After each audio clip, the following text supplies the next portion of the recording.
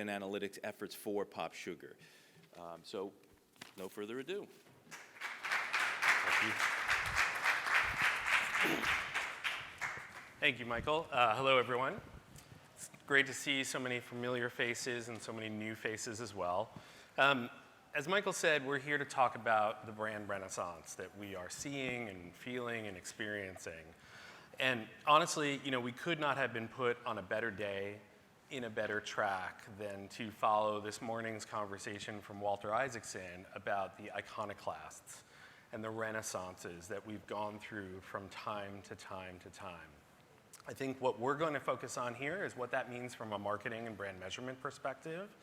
And although renaissance traditionally is defined as sort of rebirth, what I like to focus on is really from a historical perspective, the importance of a maturity and a movement towards a more modern way of thinking. And so in that context, what this renaissance means to marketers is modern thinking, an evolved way and approach to storytelling, and a thoughtful blend of art and science.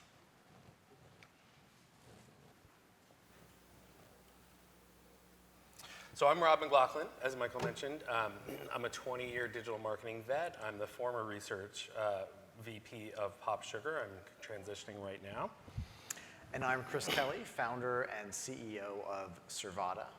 We are a measurement technology company in San Francisco that has the privilege of working with many of the great media companies here today, and excited to meet more of you and hear your plans for 2020 when it comes to brand measurement.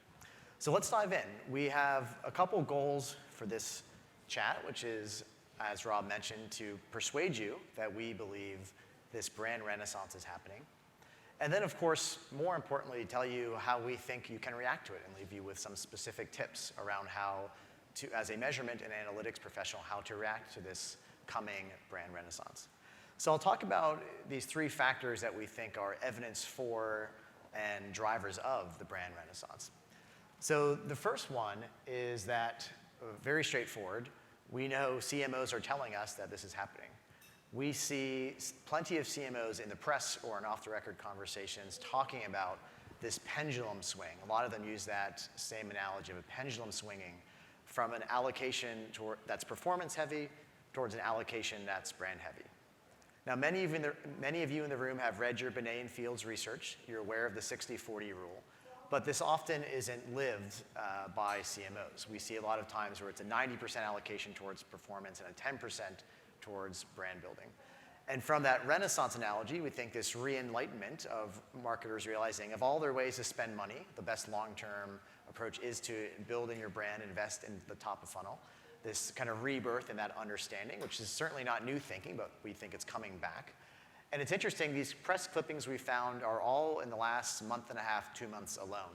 So this is a very short window we had to look to for this anecdotal evidence around people talking about the shift towards brand. The Old Navy CMO on the earnings call talked about the pendulum swinging towards brand. This report coming out, many of you saw last week, about 2020 is the year of upping brand budgets. So we argue that brand budgets are coming to you on your media platform. So then the question is, how will you measure them? That's what we'll talk about later. But another interesting factor we see in this brand renaissance that we think is counterintuitive, so it's fun to discuss, is that ironically one of the causes of a shift towards the importance of brand is this emerging direct-to-consumer product revolution. And we say it's ironic because most of the initial punditry around this revolution was about how this is the death of brands. You can find plenty of articles saying that Dollar Shave Club represents the death of brands because it's all about pinpoint marketing, down-funnel user acquisition marketing, and it's not about building a memorable brand. So we'll do a fun little quiz, and I don't have beads to throw at you if you get the right answer, unfortunately, but I'll have you shout out, can anyone recognize some of these unlabeled brands that are on these unlabeled products that are on the screen here? 3 for 3. 3 for 3. Anyone know all three? Self-report, all right. So yeah, we'll give you a prize later. So we argue this is fun proof of these companies are building great, well-maintained, memorable brands. and that they're not simply down funnel performance marketers. And we think of the why of this. Why are these companies actually having to build brands when we were told the direct-to-consumer revolution was about these down funnel tactics? And we think it's because the direct-to-consumer revolution actually represents the democratization of three traditional advantages that legacy companies had. So an incumbent consumer product company used to have advantages in advertising and distribution and in production, and those are all going away. On the advertising piece, it used to be that only a big brand can afford television advertising, so you have that television industrial complex. Now any of these companies can whip up a digital campaign with a click of a few buttons. It used to be that you had an advantage in distribution. You had the shelf space virtual cycle. As you got larger, you could use that leverage for more shelf space. But now we don't have to worry about shelf space. You can build a website or an app very quickly to distribute your product directly. And then, of course, the production piece, that third advantage used to just be, for a variety of economic reasons, the scale mattered in producing consumer goods. Now it's very easy to whip up a consumer product, usually overseas, and get it shipped here. And we found over 170 independent sneaker companies in the US alone. So we think that's evidence of the ease of producing these goods. So with these advantages in advertising and production and distribution gone, all you're left is either competing on price or competing on brand. We don't know too many marketers who wake up every day wanting to compete on price, so they're left competing on brand. And the last piece that we think is related to this trend that's fun to talk about is this idea that in today's world, every consumer has a megaphone. And therefore, we believe, talking to marketers, we say, if you don't tell your brand story, someone else will. So many of you probably saw this kerfuffle over Peloton over the holiday season.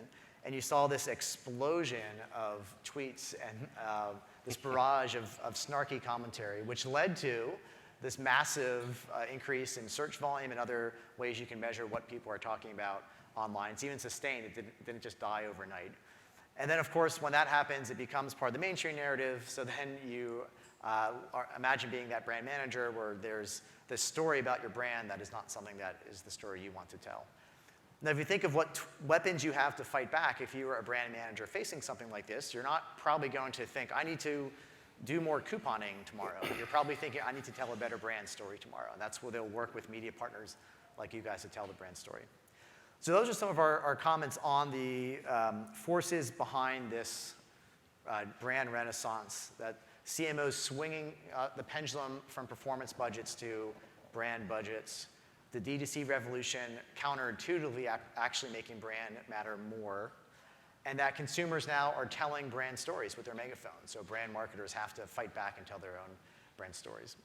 So that's why we believe the renaissance is happening. So you may be wondering, so what? How do we react to this? So I'll turn to Rob to set up some thinking on how this actually impacts your life. Thank you, Chris. So if brand is back, and maybe it never went away for some, but now that we're seeing this sort of evolution happening and this renaissance period occurring, what has changed clearly are expectations.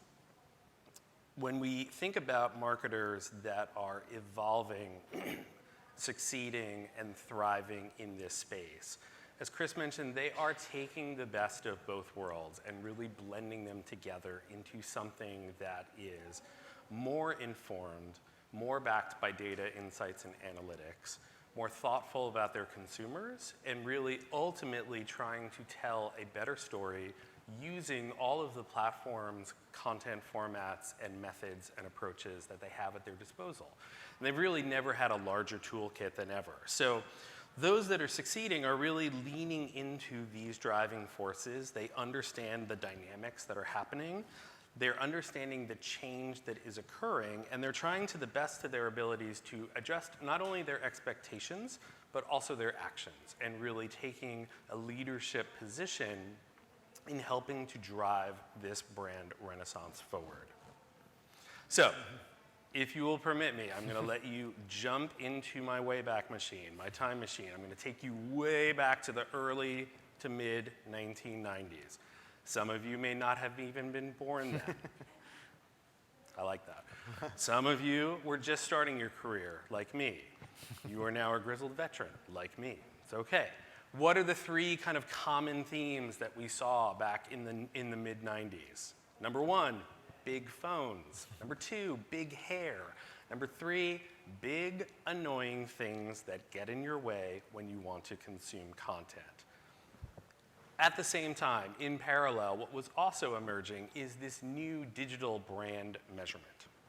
There were innovations happening at Wired, at many of the major players in the space, growing, taking traditional brand measurement, moving it online, and really exploding into this new marketplace with a new way to measure a new medium.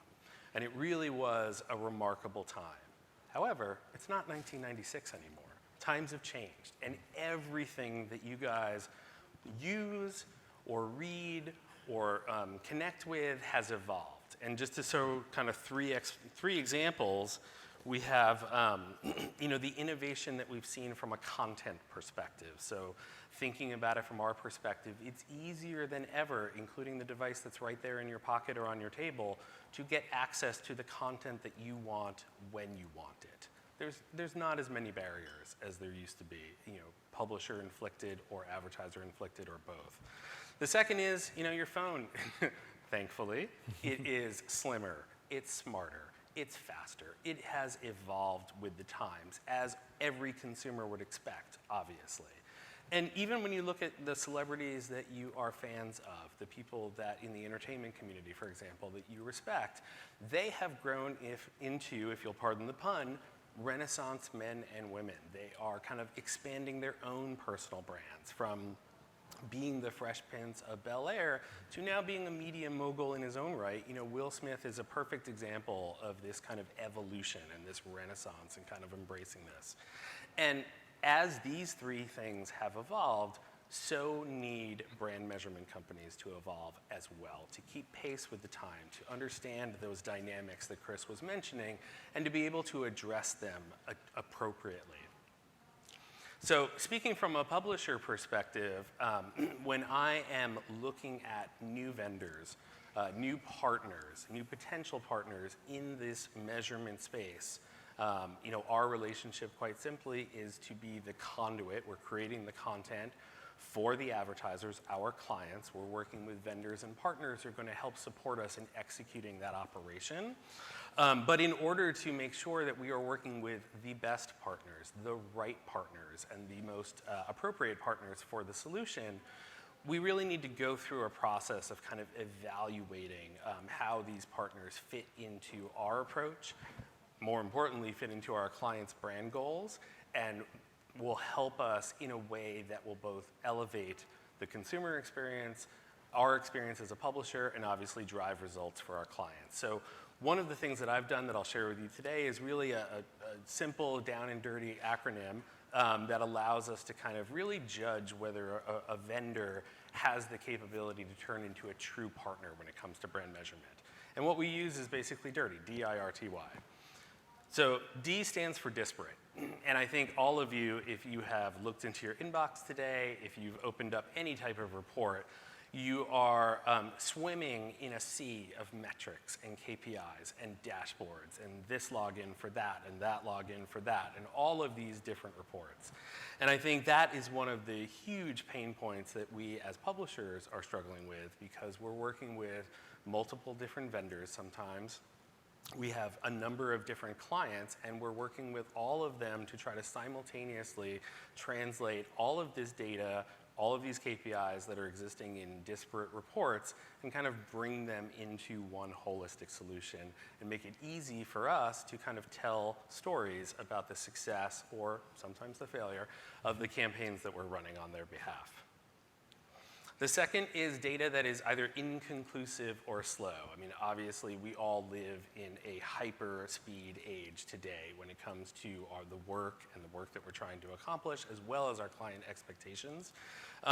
What this means for me is really, I don't want to work with a partner that is going to waste my time, my money, or give me missed opportunities. And what I mean by that is, when you have significant data early in the campaign, it allows you to understand how your campaign is tracking, when you have a reporting platform that allows you to get that early window so that you're not receiving a campaign campaign report after the campaign has ended, but you're really given that chance to sort of optimize in mid-flight and truly kind of understand what are the brand dynamics that are changing, shifting, growing, or declining as a result of what you've done to date.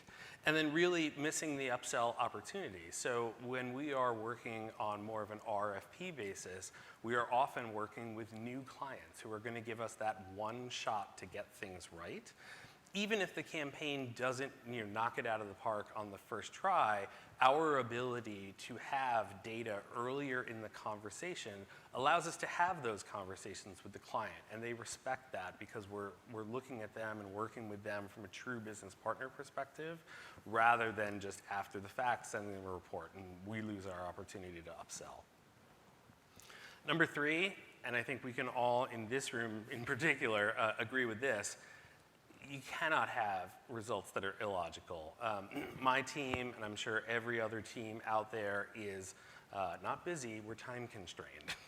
We have a lot of things on our plate. We have a lot of people that are coming to us both internally within the organization and externally with our great clients that we're working with who are asking us questions and need that data, more importantly, those insights to be able to drive their business forward and succeed.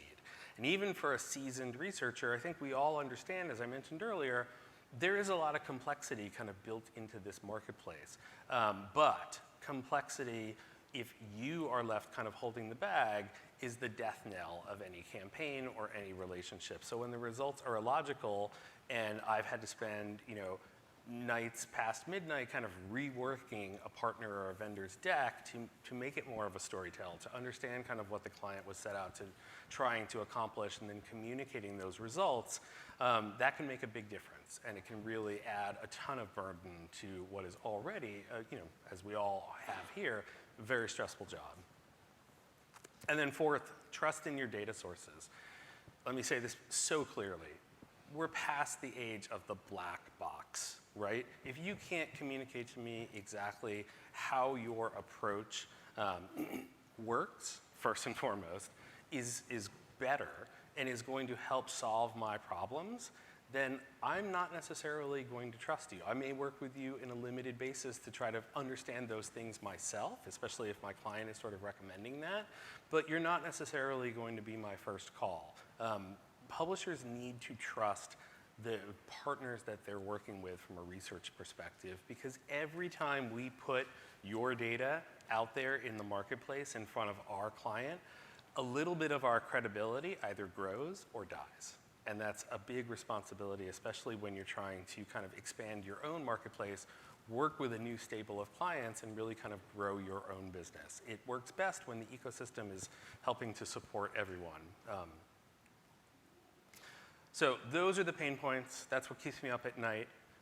I'm lucky to have Chris here to kind of help me understand and help you understand how we're approaching and what you should do to ride the wave of this renaissance and really solve for these different pain points. Thank you, Rob. So hopefully now you have an understanding of what we mean by dirty research and dirty measurement, and we assume that you want to avoid it. So we picked an acronym with negative connotations. So if you want to avoid dirty research, what questions should you be asking your measurement partners? So I'll walk through, for each of those DIRT, our viewpoints on how you as a media research and media analytics professional can find the right partner. And to be clear, my goal here is not to pitch you on Survata's specific approach, but rather share our viewpoint of the world and share what we've learned. So whoever partner you work with, hopefully you feel more educated in making sure you made the right choice. So I'll walk through those 4. So the first one of the dirty was D, for disparate reports. So the answer to having disparate reports and siloed data, of course, is to break down those silos and have linkages and integrations across the measurement ecosystem. So you are always answering questions for an advertiser that might come from 2 different KPIs or 2 metrics, like how did viewability on that campaign lead to more or less brand outcomes of that campaign? Did listening to an ad on your site with the volume on lead to more brand outcome? How do you actually answer a question like that if all of your partners have siloed data that doesn't communicate with each other? So look for partners that truly have APIs and real integrations, not just kind of a public relations integrations where they talk about working with another company but don't have real technology. Look for partners with DMP integrations, so can tie to your own first-party and other third-party data. Look for partners that just philosophically are tech-driven in how they approach measurement, so they know that their metrics and their analytics can tie to other parts of the ecosystem that you may be looking for. So look for that integration DNA in a measurement partner. So the next piece around inconclusive and slow, we believe both inconclusive and slow are caused by the same underlying thing, which is inadequate data. So the answer, of course, is to get more data. If you don't have enough sample in a brand outcome study, the solution is to get more sample. And to do that, you have to rethink how you go out and reach consumers to get their opinion and get their attitudes and intentions and beliefs about a brand. So this Venn diagram is not drawn to scale. The dot in the smaller dot should be much tinier, but had to make it big enough to see. And the tongue-in-cheek way here of showing that, of course, the people that were traditionally used to relying on to participate in the data collection efforts that lead to brand outcome studies are not large enough to get you enough data for what your advertisers want to learn. So if you're limiting yourself to only people who've pre-agreed to sign up for a research panel, then you're not going to get enough data, is the simple way to think about it. A too tiniest slice of the world has pre-agreed to sign up for research panels. So you need partners who think of different ways to go out and collect consumer data. Survata's specific approach is to work with a large amount of publishers in our digital network and use content unlocking to reach consumers who are unreachable on traditional research panels. But there's other approaches. We encourage you to keep an open eye of what's out there. But the main takeaway is to be actively looking for ways and innovative ways to reach consumers so that you're getting more data, so you're not left with an analysis, as Rob said, where you missed your one chance to shine and you only have inconclusive analytics to show your advertiser. In terms of the illogical results, we believe the approach to that is actually around math, which I know may sound weird, so I'll walk you through an example. So we think a lot of times when we see logical results, it's actually not that the data was collected in the wrong way or necessarily without enough data, but that there was a deconfounding problem, that there were too many confounding variables lurking behind the scenes that actually are giving you the wrong answer. So say in this mini example, you collect 100 or 1,000 or 10,000 respondents in both a control and exposed. Say you're doing a brand outcome study for an advertiser, and you're measuring a favorability KPI. Of course, you can't just look at what percentage had a favorable viewpoint in the exposed bucket and the control bucket, as tempting as it may be to do that, because there could be differences in those two. Of course, advertising is systematically biased. We call that targeting. It's meant to be that case. And building absolutely pure RCT holdout groups is very hard and almost never practical or feasible. So there will be differences in the composition of an exposed group and a control group. And this matters a lot because you want to be isolating the impact of advertising, the impact that advertising had on the consumer versus the impact that some other factor had, like whether they were already a customer of the product being advertised or whether they use Instagram more often than the people who didn't see the ads. There's a bunch of behavioral and demographic factors that if they're not properly deconfounded with proper weighting and proper analytics applied, you actually can get the wrong answer by looking at the data. So we encourage you to press your partners on how they think of this from a deconfounding standpoint. So when you look at a lift in favorability, you can truly tell an advertiser you are isolating the causal impact of the advertising and not some behavior variable that actually explains most of that difference in favorability. And lastly, as Rob talked about with those, we find humorous those screenshots he showed of the get cash now by joining all these panels. We would dare you to show those banner ads to a CMO when you're telling him or her, this is where I'm getting your data from. You can trust these greedy bastards who are waving cash in your face.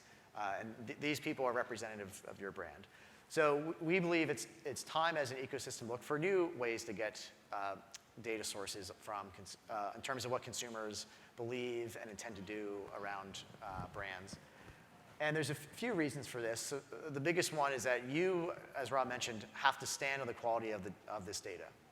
the data's credibility is your credibility. You tell a marketing team that's your customer that you don't really know where the data came from. As Rob said, it's a black box. You don't really want to talk about how it was sourced. That's going to make you look bad.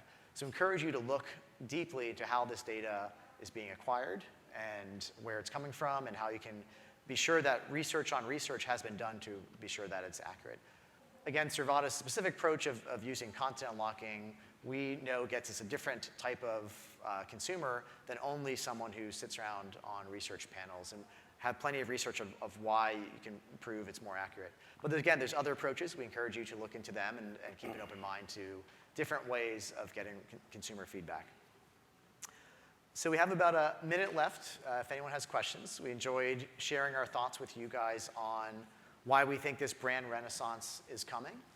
And then with this influx of brand dollars that's going to be coming to you in 2020, how you have to properly measure it without relying on dirty research. So happy to hear any questions now, if people have them, or happy to talk off stage if you guys are around this afternoon.